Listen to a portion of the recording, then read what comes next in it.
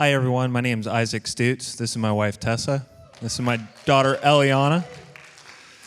So first off, I started out with State Patrol back in 2012, and I've been a state law enforcement officer for almost 10 years. Most recently, I was with Department of Fish and Wildlife as a game warden. And at the beginning of the whole pandemic, I was classified as essential. I was out carrying on like normal, doing my job, just as I had been doing up until that point. I've been doing that for 20 months, up until October 18th, which is when I lost my job. So during that time frame, I never transmitted or contracted COVID from anybody that I contacted or anyone that had any contact with me. I applied for a religious exemption as soon as the mandate came out, but my agency took 6 weeks to even get back to let me know whether it was going to be approved or not. They finally let me know that it would be approved, but accommodation would be denied.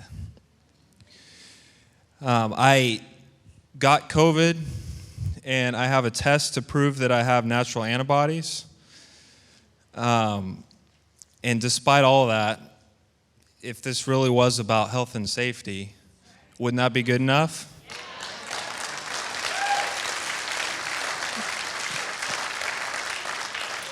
So we were advised that the only job that would be approved for accommodation would be a job that we could do from home permanently.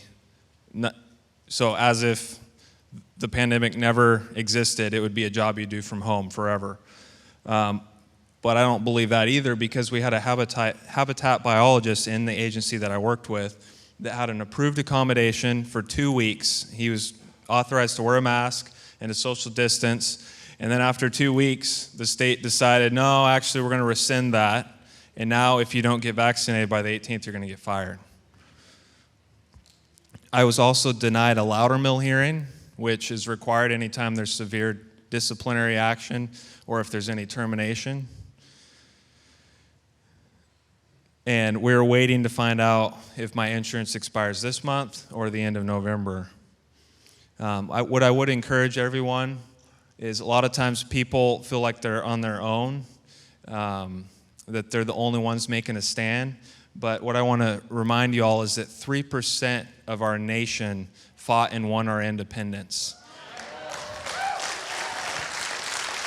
So just a few devoted citizens can accomplish great things. And so I want to leave you with that tonight. And real quick, I just want to share that this isn't just about whether or not you want to get the vaccine. If this is about the choice over our own bodies, right? So if we lose the right to govern our very flesh, we have lost everything. Everything.